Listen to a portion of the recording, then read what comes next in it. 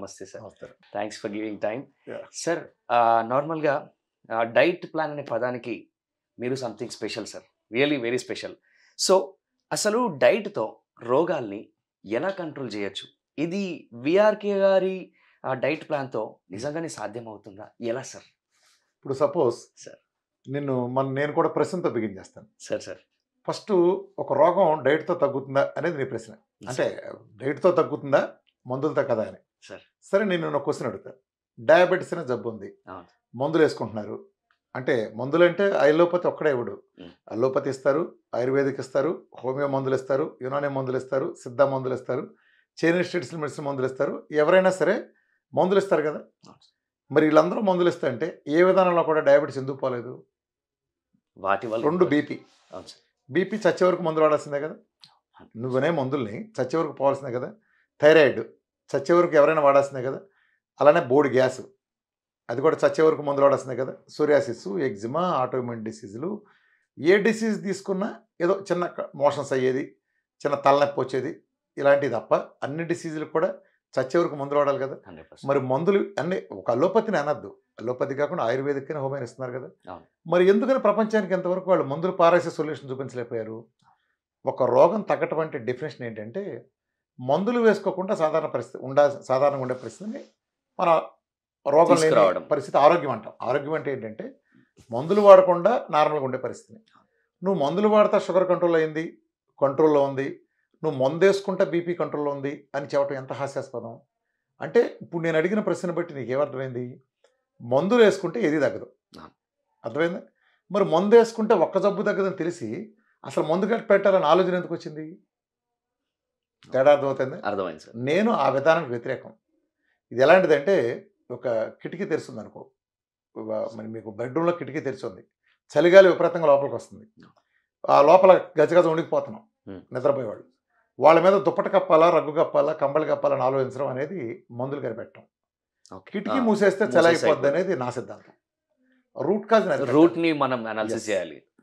ఏదైనా జబ్బు కలగటానికి కారణం ఏంటంటే ఇప్పుడు మనకి ఏ జబ్బు అయినా రావటానికి, అది జీవనశైలి వ్యాధి కానీ, ఆటోఇమ్యూన్ డిసీజులు కానీ, లేదా క్రానిక్ ఇతర డిసీజులు కానీ, అంటే యాక్సిడెంట్లు తప్ప ఇవన్నీ రావటానికి కారణం ఏంటి? ఖచ్చితంగా మన జీవనశైలి. ఇవాళ క్యాన్సర్ తీసుకుంటే జీవనశైలి, డయాబెటీస్ తీసుకుంటే ఒళ్ళు బలిసి తింటాం. ఏదైనా నువ్వు బీపీ కానీ థైరాయిడ్ కానీ, ఈ తింటంలో 2 రకాలు. ఒకటి మనిషి ఒళ్ళు బలిసి తింటాం, అంటే రోజు పొద్దున బిర్యానీ, దాంతో 3 కూల్ డ్రింక్లు, సాయంత్రం రాత్రికి ఒక బిర్యానీ, 3 కూల్ డ్రింక్లు, మందు గిందు, ఇది విచ్చలవిడితనం అంటాం. అర్ధరాత్రి 2ంటికి తింటాం, ఆకలి అయిపోయి తింటాం, ఇది విచ్చలవిడితనం. విచ్చలవిడితనానికి పనిష్మెంట్ ఉండదు కూడా జబ్బు వచ్చింది. మనం వీళ్ళ గురించి పెద్ద వరి అవసరం, వీళ్ళకి ఒళ్ళు బలిసింది, తగిన శాస్తి జరిగింది. ఏ తప్పు చేయకుండా చాలా పద్ధతిగా ఉంటా, ఇంట్లో అమ్మ పెట్టిందే తింటా, బయట జంక్ ఫుడ్ తినకుండా, ఇంట్లో అమ్మ చేతి పెట్టిన తిన్నాళ్ళకి ఇవాళ క్యాన్సర్లు ఎందుకు వస్తుంది? ఇవాళ షుగర్లు కానీ, బీపీలు కానీ, పీసీఓడీలు కానీ, ఇంట్లో అమ్మ చేతితో తప్పితే రెండో తిన్నాళ్ళందరూ కూడా ఎందుకు రోగాలు వస్తున్నాయి? వీళ్ళకి ఏం ఒళ్ళు బలిసింది? బలం లేదుగా, అయినా ఎందుకు వస్తున్నాయి? తీసుకునే విధానం కాదు, తల్లి చేతుల మీదుగానే విషం పెట్టే ఒక వ్యవస్థని, ఒక బిజినెస్ మాడ్యూల్ని ఈ సమాజం సృష్టించింది. తల్లి చేతి మీదకి పెట్టే ప్రతిదీ విషమే. మామూలుగా మన అమ్మ చేతి వంట తొక్కతోలు అంటాం, అమ్మ లేదు, గాడి గుడ్డు జొమాటో లేదు. ఎవడైనా ఆ ఇంగ్రీడియంట్ బేసిక్ ఏమాడుతున్నప్పుడు అమ్మ వచ్చి సపోజ్ విషం పెడుతుంది, విషం అని అమృతం అయిపోద్దా? మన పగాడు వచ్చి మనకు అమృతం ఇస్తాడు, అదేమైనా విషం అవుతుందా? మనం ఓన్లీ ఆహారం కంటెంట్ చూడాలి. అమ్మ పెడుతుంది కాదు, అమ్మకి ఎక్కడి నుంచి వచ్చింది, అమ్మ ఏం పెడతాయింది. ఇప్పుడు సన్ఫ్లవర్ సీడ్స్ ఉన్నాయి ఉదాహరణకి, నువ్వు గూగుల్ కొడితే లీస్ట్ కిలో 300 రూపాయలు ఉంటాయి. అంటే 1 కిలో గింజలు తీస్తే 30 to 50% ఆయిల్ వస్తుంది అనేది ఒక ప్రాథమిక సూత్రం. 30 to 50%, పోనీ 50 వస్తుందని నేను హైయెస్ట్ చెప్తున్నాను కాస్ట్లీ గింజల్లో. కనీసం 2 కిలోలు గింజలు కావాలి కదా 1 కిలో ఆయిల్ కావాలంటే. అంటే నువ్వు మార్కెట్ కాదు, రైతు దగ్గర కొన్నా 500-600 రూపాయలు అయితే అవుతుంది కదా, పోనీ 400 అవుతుంది కదా కనీసం. మరి వాడు 170 రూపాయలకి అడే ఎంఆర్పికి, 170 రూపాయల ఎంఆర్పికి, లేదా 200 రూపాయల ఎంఆర్పికి 1 కిలో ఆయిల్ రిఫైండ్ ఇస్తే నువ్వెలా కొంటున్నావు సిగ్గు లేకుండా? నీ లాజిక్ ఏమైంది? మనం చదువుకున్న వాళ్ళని ఎలా అంటారు? మనం అసలు మనం చదువుకుంటే ఏదో సామెతలు కూడా ఉన్నాయి, చదువుకున్నాడు కంటే వేరే మేలేదు. అంటే ఎందుకు ఇలా మారిపోయింది? మనిషి ఎప్పుడైతే సొంత బుర్రతో ఆలోచించడం మానేశాడు, అంటే 100 మంది ఆలోచించి పెట్టారు కాబట్టి అది కరెక్ట్ అనే భావనకు ఎప్పుడైతే వచ్చాడో, ఆ హేతువాద దృక్పథం ఎప్పుడైతే పోయిందో అన్నీ నార్మల్ అయిపోతుంది. అన్నీ నార్మల్గా వచ్చేసినాయి. మనకు బుర్ర లేదు, లాజిక్ లేదు. ఇప్పుడు పాల ప్యాకెట్లు అమ్ముతున్నారు ఫర్ ఎగ్జాంపుల్. హైదరాబాద్ సిటీ తీసుకో. హైదరాబాద్ సిటీలో లక్షల మందికి ప్రతిరోజు ప్రతి కుటుంబం పాల ప్యాకెట్ కొంటుంది, అవునా? హైదరాబాద్లో ఎన్ని గేదెలు ఉన్నాయి? నువ్వు చూస్తుంటావు హైదరాబాద్లో ఎన్ని గేదెలు ఉన్నాయి, ఏ ఏరియాలో ఉన్న గేదెలు? అవన్నీ తక్కువ సార్, లక్షల్లో ఒకటి ఉంటుంది. తక్కువ. ఓ 1,00,000 జనాభాకి ఒకటి కూడా ఉండదు అవునవును. గేదె కానీ ఆవు కానీ ఫర్ దట్ మ్యాటర్. అవును. అంటే నగరంలో ఏ నగరంలోనూ అది గేదెలు మల్లెయటం అనేది, గేదెలు లేదు. పెట్టడం అనేది వ్యాపారం కుదరదు. లేదు. అవును. ఇప్పుడు నువ్వు పల్లెటూరుకి వెళ్ళావు. పల్లెటూరులో ఉన్నంత ఎవరు ముసలాళ్ళు, కుర్రాళ్ళంతా ఇక్కడికి వచ్చారు కదా. అవును. మన రిటైర్ అయినాక అమ్మా నాన్నలు ఏదో ఉన్నిల్లు ఉంది కాబట్టి ఆ పొలం ఉందని ఉన్నాళ్ళు, అవును. వాళ్ళకి బయట బాత్రూమ్కి వెళ్ళే ఓపిక లేక వాళ్ళు ఇంట్లోనే బాత్రూమ్ కట్టించాం, వాళ్ళు టీవీ వడుకొని అయితే సినిమాలు చూస్తా కూర్చుంటారు వీళ్ళు. గతంలాగా లేదు. అలానే ఇవాళ కింద ఇదివరకు గేదెల మల్లేసే వృత్తిలో ఉండే వాళ్ళందరికీ ఏమైందంటే ఇవాళ కాలానికి ఒకటే పథకాలు రావాలి వచ్చినాయి.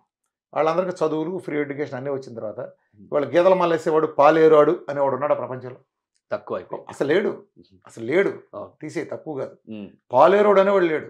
కావాలంటే వెళ్ళి రోజువారీ పనిచేసి వస్తాడు. అవునవునవును. పాలేరు గేదెల మల్లేసుకొచ్చాడు అనేవాడు లేడు. మరి పల్లెటూరులో గేదెలు చేసే ఓపిక లేదు, పట్టణాల్లో గేదెలు లేవు. మరి పాలు ఇన్ని లక్షల లీటర్లు ఏడ నుంచి వస్తున్నాయి నీకు? ఇవన్నీ ఇంకా ప్యాకెట్లు ఇంకా. సరే ప్యాకెట్ చేయాలి. గేదెలు ఇచ్చిన పాలు ఇవ్వనప్పుడు పౌడర్ కలిపిన ప్యాకెట్లు కూడా రావాల్సిందే కదా. అవును, రావాల్సింది. పౌడర్ కలిపిన పాలు వస్తున్నాయి కదా. అవునవును. నువ్వు ఇన్ని ప్యాకెట్లు కావాలంటే మార్కెట్కి వెళ్ళి, నీకు ఛానల్ ఉంది కదా, మార్కెట్కి వెళ్ళి పాల ప్యాకెట్లు తీసుకుని చూడు. తీసుకుని చూస్తే ఏ పాల ప్యాకెట్ మీదైనా సరే మేము దీన్ని ఒక నాణ్యమైన గవర్నమెంట్ నిర్ధారించిన ప్రమాణాలతో కూడిన 100% సేఫ్ అయిన గవర్నమెంట్ నిర్ధారించిన ప్యాకెట్ పౌడర్ను వాడే, పాల పౌడర్ను వాడే ఈ పాలు తయారు చేసిన ఎక్కడ దేని మీద ఉంటుందా? ఏ ప్యాకెట్ మీద ఎవరు ఉండదు. అంటే నీ కన్జ్యూమర్ హక్కులు ఏమైపోయినాయి? Okay okay okay, As a consumer గా మనకు ఉండాలి. కన్జ్యూమర్గా నీకు రైట్ కదా, అందులో ఏమో అవును, తెలుసుకుంటాం. ఉండాలి. అవును. మరి నువ్వు ఏమైపోయినాయి నీ హక్కులన్నీ? పోయినాయి కదా. 100%. అంటే మన చెవిలో పూలు అంత బహిరంగంగా పెడతా అంటే అదంతా పౌడర్తో చేస్తా అంటే వాళ్ళు అవును. పాల కంపెనీల్లోకి సేకరించే ఎన్ని లారీలు వెళ్తున్నాయి, లోపలికి ఎన్ని లారీలు వెళ్తున్నాయి, ఎన్ని లీటర్లు వెళ్తున్నాయి, బయటికి ఎన్ని లీటర్లు వస్తున్నాయి? లోపలికి వెళ్ళే లీటర్ల కంటే బయట బయటకు లీటర్లు వచ్చే- అన్ని 100 లీటర్లు ఎక్కువ ఎందుకు అవుతున్నాయి? అవును. ఆల్మోస్ట్ రైతుకి ఇచ్చిన రేటుకే బయట మార్కెట్లో ఎలా దొరుకుతున్నాయి? ఇంత లాభాలు వేసుకుని కూడా ఇంత లాభాలు ఎలా సంపాదిస్తున్నారు వాళ్ళు ఈ మధ్యలో? ఇదంతా ఒక పెద్ద కుంభకోణం. ఉమ్. ఇవన్నీ నిజాలు. ప్రజలు ఎలా ఉంటుందంటే మన ప్రజలు గొర్రెల కంటే ఘోరమైన వాళ్ళు. ఇప్పుడు ఒక రాజకీయ నాయకుడు నేను అవినీతి చేయలేదు, నిజాయితీ పరుని అంటాడు. కానీ అతనికి ఇచ్చిన ఎలక్షన్ ఖర్చు, ఇవాళ మన ఎలక్షన్ ఖర్చు అంటే నేనే ఒకళ్ళే చెప్పలేదు, Offend చేయట్లేదు. సిస్టమ్ చెప్తున్నాను. అవును. సిస్టమ్ ఎలా ఉంటుందంటే అందరూ అవినీతి పరులే. అవును. అప్పుడు రాజకీయ నాయకుడికి ఇదిగో ఈ పార్లమెంట్కి 10 లక్షలు ఖర్చు పెట్టాలో లేదా 50 లక్షలు ఖర్చు పెట్టాలో లిమిట్ ఉందనుకో, ఆడికి అది నిమిషం ఖర్చు. ఆడి పెట్టే ఖర్చు దానికంటే కొన్ని 100 రెట్లు ఎక్కువ ఉంటుంది. కానీ మన వీళ్ళందరినీ నిజాయితీ పరులుగానే లెక్కేస్తాం. ఇదంతా పద్ధతిగా జరుగుతున్నట్టు. Correct. ఒక స్థలం ఉంటే రిజిస్ట్రేషన్ వాల్యూ ఎంత ఉంటుంది? ఇప్పుడు ప్రతి వాడికి ఏదో చిన్న ప్రాపర్టీ ఉంటుంది, అవును. దాని రిజిస్ట్రేషన్ వాల్యూ ఎంత ఉంటుంది, మార్కెట్ వాల్యూ ఎంత ఉంటుంది? వాడు నిజానికి ₹1,00,00,000 కొంటాడు ఒక స్థలాన్ని అనుకో, దాని రిజిస్ట్రేషన్ వాల్యూకి ఎంత ట్యాక్స్ కడతాడు? మళ్ళీ దాని ట్యాక్స్ ఉంటుంది. ఉంటుంది. ఆడు చూపించేది 10 లక్షలు కూడా ఉండదు ఆ వాల్యూలో, అంతే కదా. అంటే ప్రతి వాళ్ళకి తెలుసు ఇదంతా పక్కా లేఖల కింద లెక్క ఒక రకంగా చెప్పాలంటే. అంటే ప్రతి చోట ప్రజలే చేస్తున్నారు కదా, అట్లని పట్టించుకునే వ్యవస్థ లేదు. అంటే ఎంకరేజ్మెంట్ ప్రజల నుంచే ఇతరాట్లో ఉంది. పర్లేదు. ప్రజలు పాల ప్యాకెట్ నేను ఇప్పుడు చెబుతాను కదా, పాల ప్యాకెట్ మీద పౌడర్ కంపెనీ అమ్ముతున్నారు. అవును. కానీ ఏ పాల ప్యాకెట్ మీద మేము పౌడర్ కలిపి అమ్ముతున్నామని చెప్పరు. అంటే నువ్వేమి నమ్ముకుంటావు దాన్ని? ఇవి ఏ గేదె మీ పాలు ఊళ్ళో అనుకుంటున్నా. ఏ అనకాపల్లిలోనో అమలాపురం పక్క ఊళ్ళోనో వాళ్ళు గేదె దగ్గర పాలు పిండి ఒక రైతు పోస్తే ఒక కంపెనీకి వాడు ఏదో ఎన్నపోసి తీసుకుని నాకు అమ్ముతున్నాడు అనుకుంటా. అవును. కానీ అది వాస్తవం కాదుగా. కాదు. అది నువ్వు అనుకుని నువ్వు కొంటున్నావు. అవును. దాని మీద లేబుల్ కూడా అలానే నేను మిస్లీడ్ చేసే విధంగా ఉంది. మరి నువ్వు ఇవాళ పౌడర్ కొన్న విషయం నిజాన్ని తెలియకపోతే నీకు వినియోగదారుడు అయితే నీ హక్కులు ఎక్కడ ఉన్నాయి? సంఘాలు ఏం చేస్తున్నాయి? అవును. ఎవరికి అడిగే దమ్ము లేదు. ఎందుకంటే ఈ వ్యవస్థల్లో వేళ్ళునికి పోయినాయి. ప్రతిపక్షం, అధికార పక్షం, వీళ్ళు పారిశ్రామిక వర్గాలు మొత్తం అంతా ఒక మిలాఖత్తు, అవును. ఒక వ్యాపార మోడల్. సో ఈ ప్రాసెస్లో ప్రజల ఆరోగ్యాలు బలైపోతుంది. ప్రజల ఆరోగ్యాలు బలైపోతుంది. 100%. ఇప్పుడు వీరమాచరణకృష్ణ అనేవాడు వచ్చి ఒక కామర్స్ బ్యాక్గ్రౌండ్ ఉన్నాడు, వచ్చి 7 ఏళ్ల క్రితం నుంచి ఒక ఛాలెంజ్తో వచ్చి, అలోపతికి నేను చేసిన ఛాలెంజ్ మీకు తెలుసు కదా, మీరు మందులతో డయాబెటీస్ దగ్గర ఒక్కడ పేరు చెప్తే నేను 2 కోట్లు ఇస్తానని చెప్పాను. అవునవును. మీరు చేతపడకంటే నీచివనాళ్ళని నేను ఐఎంఐనే సవాల్ చేసి ఢీ కొట్టాను. చేతపడకంటే నీచివాళ్ళని రుజువు చేస్తాను. అలోపతి డయాబెటీస్ వైద్యంలో అలోపతిని కాదు, మళ్ళీ పులిహోరలు కలపద్దు. అవును. డయాబెటీస్ వైద్యానికి సంబంధించి వీళ్ళు చేసేది, డయాబెటీస్ అంటే ప్రతి ఇంటికి ఉండే వ్యాధి ప్రపంచం. అవును. దాన్ని నువ్వు ఇచ్చే సొల్యూషన్ ఏంటి? నీ మూలన ఒక్కడ తగ్గకుండా అది నువ్వు మందులు ఇచ్చానని ఎలా చెప్తున్నావు? ఇది లోపం. మూల కారణాన్ని అరగట్టే వ్యవస్థ లేదు. మూల కారణం ఎందుకు, అసలు డయాబెటిక్ ఎందుకు వచ్చిన డెఫినేషన్ కూడా తెలియదు. డయాబెటీస్ వచ్చిందని చెప్పడానికి అలోపతి కాదు, ఫర్ దట్ మ్యాటర్ మిగిలిన ఇచ్చే డెఫినేషన్ కూడా కింద పడి దొర్లి కింద కుళ్ళి నవ్వే పడి జోక్ అది. ప్యాంక్రాస్లో ఇన్సులిన్ ప్రొడక్షన్ తగ్గిపోతే టైప్ 2 వస్తుందని 100కి 90 మంది డయాబెటాలజిస్టులు నమ్ముతారు నిజంగా నమ్ముతారు. కానీ నిజం చెప్పాలంటే ప్యాంక్రాస్లో ప్రొడక్షన్ చాలా ఎక్కువే కండిషను డయాబెటీస్ టైప్ 2. ఆ మధ్య నాకు ఒక కాల్ బెంగళూరు నుంచి ఒక డాక్టర్ గారు మిత్రుడు ఫోన్ చేశారు. సార్ వేరే ఒక టాప్ యూనివర్సిటీ ప్రొఫెసర్స్ మీతో మాట్లాడు, వేరే రాష్ట్రం ఆ ప్రొఫెసర్స్ మీతో మాట్లాడున్నారని, head of the endocrinology department, head of the cardiology department అన్నారు. సరే నేను మాట్లాడాను. వాళ్ళు ఏదో నా టెస్ట్ మళ్ళీ ఆల్ ఇండియా వాడు వెళ్తుందో చూసి అభినందించిన తర్వాత, సార్ మీరేంటి సార్ అసలు ఎండోక్రాలజిస్ట్ అడిగాడు నన్ను ఆయన, హెడ్ ఆఫ్ ప్రొఫెసర్. రామకృష్ణ గారు మీరు అంతా బాగానే ఉంది, కానీ మీరు డయాబెటాలజిస్టులు ఎవరన్నా ఇన్సులిన్ కానీ ట్యాబ్లెట్లు కానీ ఇస్తే 14 ఏళ్ళు జైల్లో పెట్టాలంటారా, ఆ మాట చాలా తప్పు సార్ అన్నాడు. మరి ఏమనమంటారు సార్ అన్న, రివాల్వర్ కళ్ళ దగ్గర పెట్టి షూట్ చేయమని చెప్పండి సార్ అన్నాడు. అని నేను నవ్వా, ఏంటి సార్ అని. అంటే 14 ఏళ్ల తర్వాత బయటకు వచ్చి మళ్ళీ వాడు ఇన్సులిన్ చేయొచ్చా, కాల్చిపారైతే వదిలిపోద్ది కదా అన్నాడు. అంటే ఆయన అన్నాడు, నేను 40 ఏళ్ల క్రితం నేను నా ప్రొఫెసర్ని, నేను మెడిసిన్ చదువుతూ ఉండగా నా ప్రొఫెసర్ని అడిగాను, సార్ డయాబెటీస్ టైప్ 2 అంటే రక్తంలో ఇన్సులిన్ ఎక్కువ అవటం కదా, మళ్ళీ ఇన్సులిన్ చేస్తారేంటి సార్, ఇల్లు అంటుకుందంటే పెట్రోల్ బయట లాంటిది కదా. నేను ఆ రోజు అడిగాను. ఆ రోజు నా ప్రొఫెసర్ నోరుమోయి ఏదో తెలియదు అట్లా చూసి మాకు అన్నాడు. ఈ రోజు కూడా స్టిల్ నేను ప్రొఫెసర్ అని కూడా ఒక్కడ మార్చలేకపోయాను. నేను ఇప్పటికీ అదే మారుస్తాను. మరి మీరు మందులు పారేయించి, నేను మొదటి రోజు మందులు మురుగుంట్లో పారేయమంట, తేడా వస్తే నేను ఉంచేవాళ్ళు చంపేతలు పారేసేవాడు. మామూలుగా చిన్న ప్రోటోకాల్లో సర్జరీ తేడా వస్తేనే హాస్పిటల్ అద్దాలు పగలగొట్టి నానా హంగామా చేస్తారు. కరెక్ట్. నా మూలంగా తేడా జరిగితే ఒక క్వాలిఫైడ్ లేరు అంటే వాళ్ళ భాషలో క్వాలిఫికేషన్ అనేది కూడా వేరే లాజిక్ ఉంది, వేరే విషయం. నేను క్వాలిఫైడే, నువ్వు కూడా క్వాలిఫైడే. ఒక జబ్బు తగ్గించడానికి ఏ విధానం పర్లా, వీళ్ళే నీకు మొగుడనేమి రాసి పెట్టలేదు అక్కడేమి. నీకు కావాల్సింది ఒక జబ్బు తగ్గటం. ఫర్ ఎగ్జాంపుల్ నీకు ఒక జబ్బు వచ్చింది, నీకు ఆ జబ్బు తగ్గడం కావాలా, పలానా వాడు తగ్గించడం కావాలా, నీకు తగ్గడం ఇంపార్టెంట్ కదా. పలానా వాడే కాదు కదా, నీకు జబ్బు తగ్గడం కావాలి. అది నీది ఆయుర్వేదం అయితే ఏంటి, హోమియో అయితే ఏంటి, అలోపతి అయితే ఏంటి, చేతపడి అయితే ఏంటి, ఆహార విధానం అయితే ఏంటి, నీకు తగ్గడం కావాలి. అది ఒక రీజనబుల్గా తగ్గడం కావాలి. దాని వెనకాల ఒక బ్యాక్గ్రౌండ్ సైన్స్, ఇది చేసినా నాకు ఏ హాని జరగదని ఒక విశ్వాసం కావాలి. మరి వాళ్ళు ఇవ్వలేకపోయారుగా. ఇవాళ డయాలసిస్ సెంటర్కి వెళ్ళు, పోయిన ప్రతి కిడ్నీకి చూసుకోవాడిని ఒకే క్వశ్చన్ అడుగు. ఏదైనా డయాలసిస్ సెంటర్కి నువ్వు వెళ్ళు, 2000 మందో ఎట్ టైం లేదా 1000 మందో 500 మందో ఎట్ టైం డయాలసిస్ చేయించుకుంటారు. సింపుల్గా అడుగు, నీకుండేది షుగరా బీపీ అని అడుగు. ప్రతి ఒక్కడు 2000 మంది అదే టిక్ చేస్తారు, షుగర్ కానీ బీపీ కానీ లేదా 2 కానీ.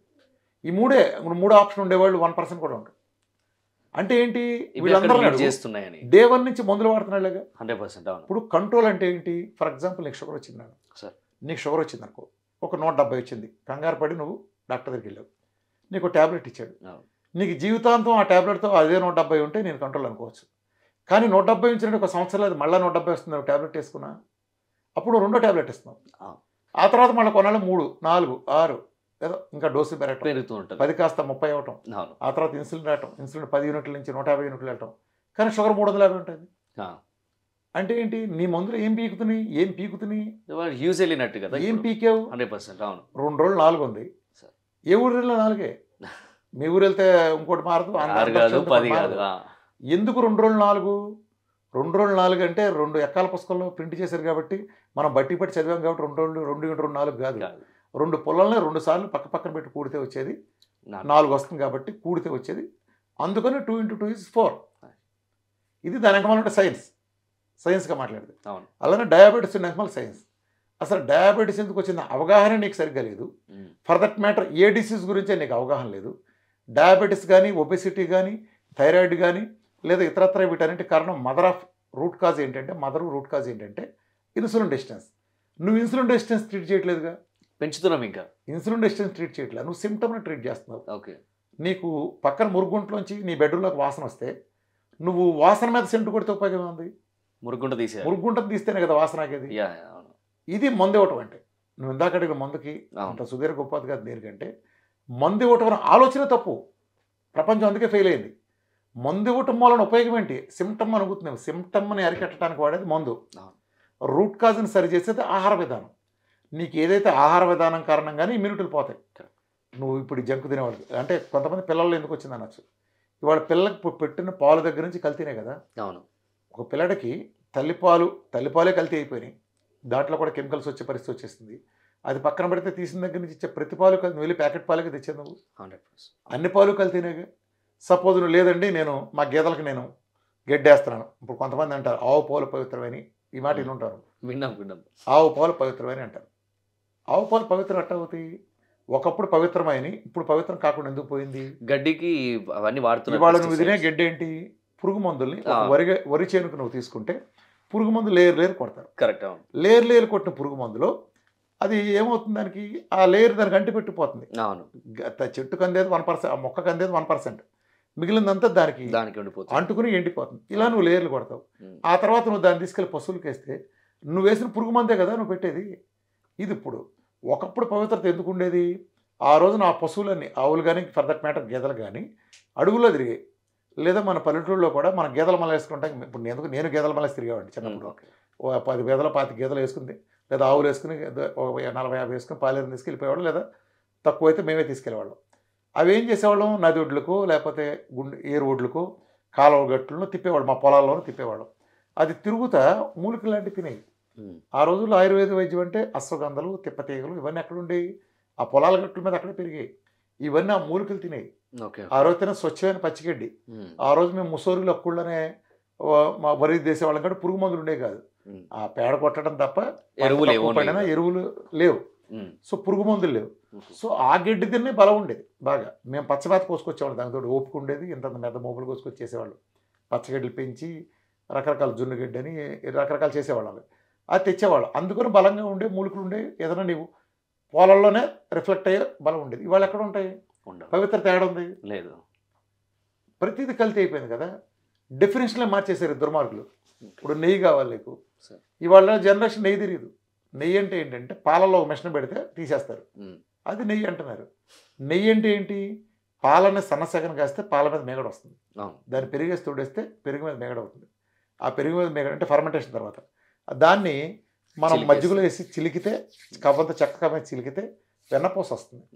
ఆ వెన్నపూసని చక్కగా కాస్తే కమ్మటి వాసన వచ్చిన నెయ్యి వస్తుంది. దాని కింద గోదావరి వస్తుంది. ఆ నెయ్యి పూసలు ఉంటుంది. దాని కమ్మదనం 10 ఏళ్ళకు కొట్టే వాసన, ఆ స్వచ్ఛత అంతా వేరు. అది ఇచ్చే పోషక విలువలు, అది వాడే ఔషధం లాంటి ప్రాపర్టీస్ ఇదంతా ఇంటాక్ట్గా ఉంటాయి. నువ్వు ఒరిజినల్గా ఫర్మెంటేషన్లో ప్రాసెస్ జరిగినప్పుడు నువ్వేం చేస్తున్నావు? పాలలో ఒక మిషన్ పెట్టి ఓ లిక్విడ్ తీసి దాన్ని నెయ్యి అంటే అది నెయ్యి ఎలా అవుతుంది? మన కప్పెట్టు గొయ్యి అవుతుంది. కానీ అర్థమైందా? సో డెఫినేషన్లు మార్చేశారు. ప్రతిదీ మారిపోయింది. ఆయిల్ అంటే గింజలు పిండితే ఆయిల్ రావాలి. ఒక వేరుశనగ గింజలు తీసుకెళ్ళి ఇలా పిండితే చెక్కగానకలో తిరిగి, చెక్కగానక ఎందుకు వాడాలి? చెక్కగానకలో హీట్ ఉత్పత్తి కాదు. గింజలు కనుక హీటు ఒక మోతాదు దాటి చేస్తే ఆ గింజకుండే ప్రాపర్టీని బట్టి అందులో ఉండే పోషకాలు మొత్తం చనిపోతాయి. కాబట్టి చక్కగానే వాడాం. పిచ్చోళ్ళే కాదు, అదే ప్రతిదానికి మళ్ళీ ఒక సైన్స్ ఉంది, అందుకు వాడావు. ఇవాళ నువ్వు రీఫైండ్ ఆయిల్ కెమికల్ ఫ్యాక్టరీలో ఒక గింజ ఆయిల్ వాడకుండా నువ్వు ఫ్లేవర్లు ఇచ్చి పెంటాయిల్ అన్నీ పెట్టి ఆ పెట్రోల్ నుంచి తీసిన వేస్టు, ఇండస్ట్రియల్ వేస్టులన్నీ కలిపి నువ్వు కెమికల్స్ వేసి నువ్వు దాన్ని తీసుకొచ్చి ఏదో పెద్ద సెగలు 400-500 degrees దీంట్లో హీట్ చేసి చల్లార్చి ఈ ప్రాసెస్ చేసిన దాన్ని నువ్వు పట్టుకొచ్చి ఇస్తే శరీరంలో హెల్త్ ఏమైపోవాలి? ఇదివరకు మా చిన్నప్పుడు పొలం వెళ్తే కాలంలో నీళ్లు ఇలా అనేసి ఒక రౌండ్ ఇలా తాగేసేవాళ్ళం. చెరువుల్లో తాగేవాళ్ళం, బావులు ఉండేవి, పంపులు కొట్టుకునేవాళ్ళం, తాగేవాళ్ళం. భూగర్భ జలాల్లో పురుగు మందు లేదు. ఎందుకంటే మేము పొలాల్లో పురుగు మందులు కొట్టేవాళ్ళం కాదు కాబట్టి ఆ నీరు లేదు కాదు. పేడ ఇది తప్పితే ఎరువులు వేసేవాళ్ళం కాదు. పాచిపోక ఎరువు తప్పితే వేరే ఉండేది కాదు కాబట్టి లేదు. ఇవాళ నువ్వు వెళ్తే కృష్ణానది వాటర్ తీసుకుంటే, విజయవాడ దగ్గర ఉన్న కృష్ణానది వాటర్ కానీ ఏదైనా తీసుకున్నా ప్రతిదీ నీకు పురుగు మందుల నుంచి చలల్లో నువ్వు కొట్టిన పురుగు మందు ఎట్టు వెళ్తుంది? తిరిగి నీళ్ళల్లోనూ సాయిల్లోనూ కలిసి కిందకి వెళ్తుంది కదా. ఆ తిరిగి నీళ్ళల్లో అడిదిరిగి వాన పడినప్పుడు ఆ వాన నుంచి కొట్టుకొని చేరేది ఆ నదుల్లోకి కదా. మంచినీటి సరఫరా, రక్షిత సరఫరా పథకాలకు వెళ్ళేది అదే కదా. ఇవాళ థమ్సప్లో పురుగు మందులు ఉందని కొంతమంది ఉద్యమాలు చేసేవాడు తెలిసి తెలియక. థమ్సప్ వాడు పురుగు మందు ఎందుకు కలుపుతాడు? థమ్సప్ వాడే వాటర్లో పురుగు మందు ఉంది ఆల్రెడీ. నువ్వు వాడే వాటర్లో ఉంది పురుగు మందు. పురుగు మందు అవశేషాలు విడదీయలేని అవిభాజ్య సంబంధం లాగా విడిపోకుండా ఉన్నాయి. అదే ఉన్నాయి దాంట్లో. ఆడి థమ్సప్లో పురుగు మందులు ఉంది నిజమే. నీ వాటర్లో ఏమన్నా బంగారం? నీ వాటర్లో బంగారం ఉందా? వాటర్లో మినరల్ లేదు. మినరల్ వాటర్ నేతి పెరకలో నెయ్యి ఉండదు. మినరల్ వాటర్ అంటే మినరల్ ఉండదు. ఎప్పుడైతే మినరల్స్ లేని వాటర్ వచ్చిందో, ఈ మినరల్స్ లేని వాటర్ వచ్చిందో శరీరానికి కావాల్సిన పోషకాలు మొత్తం అన్నీ అయిపోయినాయి. మెగ్నీషియం దగ్గర నుంచి అనేక పోషకాలు ప్రతిదీ చాలా ఉంటాయి. జింక్ దగ్గర నుంచి పొటాషియం చాలా ఉండే మినరల్స్ అన్ని పోవటం చేత అప్పటి నుంచి మన ముసలాళ్ళు అవటం బిగిన్ అయింది. ఓకే. మన కుర్రాళ్ళే కొంతమంది కుర్రవాళ్ళ పుట్టుతో వృద్ధులని శ్రీశ్రీ అన్నాడు. ఓకే. అది వాళ్ళ గుణం గురించి అన్నాడు. కానీ ఈ గుణం కాదు, వాళ్ళ శరీరమే మారిపోయింది ఫిజికల్గా ఫిజికల్గా. అవును. తల్లిదండ్రులంత స్టామినాగా పిల్లలు ఉంటారు. అవును. ఫర్ దట్ మ్యాటర్ నేను మా నాన్నగారు అంత లేకపోవచ్చు, ముసలి వాళ్ళతో కంపేర్ చేస్తే మనం ఇప్పుడు నా down కొడుకు ఉన్నాం నా కదా. అంత ఉండకపోవచ్చు. అవును 100%. అంటే బయోలాజికల్ ఏజ్ ఉమ్. ఒకటి ఉంటుంది దానికి. యాక్చువల్గా ఇప్పుడు నేనున్నాను ఫర్ ఎగ్జాంపుల్, మా తాతగారు ఇప్పుడు నాకు 52 సంవత్సరాలు. మా తాతగారు ఆయన 70 అటు ఇప్పుడు నేను లుక్లో ఉండేవాడు ఆయన. ఓకే. ఓకే. ఆ. ఆహా. అంటే నా ఏజ్ యాక్చువల్గా ఇప్పుడు నా బయోలాజికల్ ఏజ్ వచ్చినప్పుడు నా 70 కింద లెక్క. ఇప్పుడు ఉదాహరణ చెప్తున్నాను, మా ఓకే. తాతగారు అర్థమైంది. 70 అటు ఇప్పుడు నేను ఎలా ఈ పళ్ళు అన్నీ ఉండి ఇలా ఉండి ఈ జుట్టు రంగు ఈ మాత్రం నిలబడి ఇలా బొగ్గలు నాకు ఏమీ లేకుండా ఇలా ఉన్నాను, మా తాతగారు 70 అటు ఉన్నాడు. ఓకే. అర్థమైంది. మా నాన్నగారు మేబీ 65 అటు ఉన్నది, నేను ఇప్పుడు ఉండొచ్చు. 52లో ఉండి ఉంటాను. అవును. అంటే ఉదాహరణ చెప్తాను. రేపొద్దు నా కొడుకు 50కి అది వస్తాడు, నేను ఇప్పుడు ఉండే లుక్ని అంటే 40కి కొంచెం రావచ్చు. 40లో 40కి చూడొచ్చు, వచ్చాడు. కొంచెం ముందు చూడొచ్చు. అది బయోలాజికల్ ఏజ్ అంటే వాడికి మళ్ళీ 80 90 అలా. అంటే ఇది ఇవాళ సమాజంలో అలా లెక్కేసుకుంటే ఎవరో కూడా ఏజ్ ప్రకారం చూసుకుంటే ఇప్పుడున్న మన ఏజ్ మీద 30-40 సంవత్సరాల తర్వాత మన తాతలు మన పూర్వీకులు ఎలా ఉండేవాళ్ళు ఆ రూపం మనకి ఇవాళ ఉంది. మనం ఏదో మందుల మీద మిషన్లతోనూ బతుకుంటాను అంటే కుక్క బతుకు బతుకుతున్నాం. ఒకప్పుడు ఆరోగ్యకరంగా బతికేవాళ్ళు. ఈ సందర్భంగానే ఇంకొక చెత్త లాజిక్ కూడా ఒకటి ప్రసారం అవుతూ ఉంటుంది. మన వాళ్ళు చాలామంది చెప్తారు మోడర్న్ సైన్స్ వచ్చిన తర్వాత మనిషి ఆయుర్దాయం పెరిగిందని. ఈ మాట వినుంటాం. ఇదివరకు ఎక్కడ ఉండేదిరా, యావరేజ్ లైఫ్ స్పాన్ 40 ఏళ్ళు ఉండేది యావరేజ్ లైఫ్ స్పాన్. ఇప్పుడు ఒకప్పుడు 60 ఇప్పుడు 70 ఏదో చెప్తారు, కాకి లెక్కలాగా ఆ, అంటారు, ఆ, నోట్ ఆ. లెక్క కాబట్టి ఏదైనా చెప్పచ్చు. అదే. ఇప్పుడు 70 అయింది అనుకుంటే వాళ్ళ తుత్తు కోసం 70 అయింది 70 అనుకోండి. అనుకుందాం. ఒకప్పుడు 40 నుంచి 70 అసలు ఏం ఆవిష్కరణ, ఆధునిక వైద్య శాస్త్రం నా పిండా కూడా ఉండండి. ఏంటంటే ఒకప్పుడు మాతా శిశు మరణాలు ఎక్కువ ఉండే. అవును. అవును. 100%. డెలివరీకి వెళ్ళొచ్చిందంటే ఆ డెలివరీ పంపించడానికి వీళ్ళు బండి ఎక్కిస్తారు. సార్. అదే ఆఖరి చూపు చాలామందికి అయ్యేది. అప్పుడు అలా ఉండేది. అవును విన్నా. దాన్ని ప్రసవం అంటే పునర్జన్మ అని ఒక నానుడు ఉండేది అప్పట్లో. అందుకే పెళ్ళిళ్ళు కూడా మనకు ముగ్గురు నలుగురు అని చేసుకుంటారు అనేవాళ్ళు. మన ముగ్గురు నలుగురు చేసుకున్నాడు ఒక్కొక్కడు. మా తాత ముగ్గురు భార్యలు నలుగురు భార్యలు ఎప్పుడు అలా ఒకళ్ళు చనిపోయిన తర్వాత డెలివరీకి వెళ్ళి చనిపోయేవాళ్ళు. ఏ గుర్రపాతాలు అంటే వచ్చి ఆ తర్వాత ఇంకోళ్ళు చేసుకునేవాళ్ళు. సరే అది పక్కన పెడితే ఒక అమ్మాయికి ఆ రోజుల్లో 14 ఏళ్ళకి పెళ్లి చేసేవాళ్ళు. 14 ఏళ్ళకి డెలివరీకి కండలేక ఆ ప్రాబ్లమ్స్ ఆ అమ్మాయి చనిపోతే ఆ అమ్మాయి ఒక యావరేజ్ ఎంత పడేస్తుంది. ఆ శిశువు ఉన్నాడు ఓ నెలకో 2 నెలలకు చనిపోతాడు ఫర్ ఎగ్జాంపుల్, లేదా రోజుల్లో చనిపోతాడు. నువ్వు 120 సంవత్సరాలు 110 సంవత్సరాలు బతికిన వాళ్ళు 100 మంది ఉన్నా వీళ్ళు 2-3 గట్టిగా తగిలితే యావరేజ్ మొత్తం పడేసేస్తారు. అలా 40కి పడింది యావరేజ్. పాయింట్ ఏంటంటే ఈ కేవలం ఈ 2 ఫ్యాక్టర్స్, మాతా శిశు మరణాల ఫ్యాక్టరు భయంకరంగా, మామూలుగా అదర్వైజ్ ఈ 2 తీసేస్తే యావరేజ్ ఉండే లైఫ్ ఎక్స్పెక్టెన్సీ 100 ఉండేది. ఆ రోజున 100 ఉండేది, లేదా 95 పైనే ఉండే దాన్ని కేవలం ఈ మాతా శిశు మరణం ఒక సింగిల్ సెగ్మెంట్ అడ్డగోలుగా 40 పడేసింది. సార్ ఒక డౌట్ ఇక్కడ. సో ఇక్కడ అంటే ఫీమేల్ కాబట్టి మాతా శిశు మరణాలని కన్సిడర్ చేసి వాళ్ళు 40 అన్నారు. ఓకే, కానీ ఇక్కడ మేల్స్ ఎందుకు వాళ్ళు కన్సిడర్ చేయలేకపోయారు అనేది? కాదు, మేల్స్ కూడా చేశారు. శిశు మరణాల్లో మేల్ కూడా ఉంటాడు. ఓకే, అంటే శిశువుని కూడా మేల్ కూడా ఉంటాడు. ఓకే, మేల్ కదా, మేల్ ఆర్ ఫీమేల్ అంటే ఎవరో ఒకరు. నువ్వు బై బర్త్ పుట్టగా నీకు మార్క్ పడిపోదు MRF. అవును, ఎం male or female, that's all. Okay, respect age నువ్వు బర్త్డే డిసైడ్ అవుతుంది కదా, మేల్ ఆర్ ఫీమేల్. సో అది మేల్ అని ఫీమేల్ అని కాదు, ఫీమేల్ ఎక్కువ చనిపోయేవాళ్ళు. ఫీమేల్ ఎక్కువ చనిపోవడానికి చాలా కారణాలు ఉండేవాళ్ళు. అంటే అప్పట్లో వాతాలు ఎన్ని వచ్చాయో చాలా తెలియదు. అంటే స్త్రీకి సంబంధించిన ఆరోగ్యాలు కొంత మెరుగైనాయి. అంటే ఈ సర్జరీ ప్రోటోకాల్ ఇవన్నీ వచ్చిన తర్వాత పని చాలా సులువైంది. పని చాలా సులువు అవటం, ఈ మాతా శిశు మరణాలు అరికట్టేది ఎప్పుడైందో ఇవాళ రోజులు ఆ యావరేజ్ ఆ మేజర్ సెగ్మెంట్ లేకపోయేటప్పటికి ప్లస్ మందులతో మనం వెంటిలేటర్ మీద పెట్టాను బతికించగలిగే కెపాసిటీ వచ్చింది కదా, ఆక్సిజన్లు పెట్టేదంతా అని. అలా ఉందో తప్ప గత వాళ్ళు 100 ఏళ్ళాడు ఉండే లైఫ్ ఇవాళ మనకి 60 ఏళ్ళాడికి ఎక్కడ ఉంది. మా బామ్మలాళ్ళు, మా అమ్మమ్మ వాళ్ళ అమ్మ 113వ సంవత్సరం 114 కూడా ఊరంతా తిరుగుతుండే కర్ర వచ్చుకుని నడువేలా వంగిపోయి ఉండేది. నాకు ఇప్పటికీ గుర్తే. మా అమ్మమ్మ వాళ్ళ అమ్మమ్మ అంటే నేను నాకు చాలా విచిత్రంగా ఉండేది. ఆవిడ చూడలేం కూడా, ఇట్లా ఉండేది నడువు, కర్ర వేసుకు వెళ్ళిపోయేది ఎక్కడికి వెళ్ళా. అదే అట్లా మా అమ్మమ్మ లాంటి వాళ్ళు కూడా చాలా, వీళ్ళంతా చాలా కాలం బతికారు. మా తాతగారు వాళ్ళందరూ కూడా చాలా ఎక్కువ 100 దాటి వాళ్ళు చాలామంది నేను చూశాను 100 దాటినాడు. ఇప్పుడు జనరేషన్లో అవకాశం లేదు, వేరే విషయం. అంటే ఇలా ఏంటంటే ఈ సైన్స్ మోడర్న్ సైన్స్ ముదిరిన తర్వాత చాలా చెవిలో పూలు క్యాలిఫ్లవర్ చాలా వచ్చినాయి. ఇవాళ ఒక కాన్సెప్ట్ని మోసం చేసి చెప్పటం ప్రజలకు చాలా ఈజీ. అంటే అంకెలు అబద్ధాలు చెప్తాయి. చాలా అబద్ధాలు చెబుతాయి. ఇప్పుడు నువ్వు చూసుకుంటే ఏమనిపిస్తుంది నీకు, నువ్వు ఇందాకన్న ప్రకారం చూసుకుంటే మనిషి ఇక్కడ మోసపోతూ ఉంటాడు. ఎనాలిసిస్ రాంగ్ అంటే నీకు రాంగ్ వేలో నీకు ఎనాలిసిస్ ఇస్తారు. ఈ ఈ గతంలో 40 ఏళ్ళు బతికేవాళ్ళని అప్పుడు అంటే ఎప్పుడైతే 60-70 అయ్యారంటే ఏమనుకుంటారు, అంతా అప్పుడంతా 40 ఏళ్ళు చచ్చిపోయారు అనుకోరు. కాదు, కేవలం ఆ సెగ్మెంట్ మూలనే ఎవరేజ్ అంతా లాగేస్తుంది. అర్థమైందా? అది ఇలాంటి మనం లోతుగా ఆలోచిస్తే కానీ తెలియదు.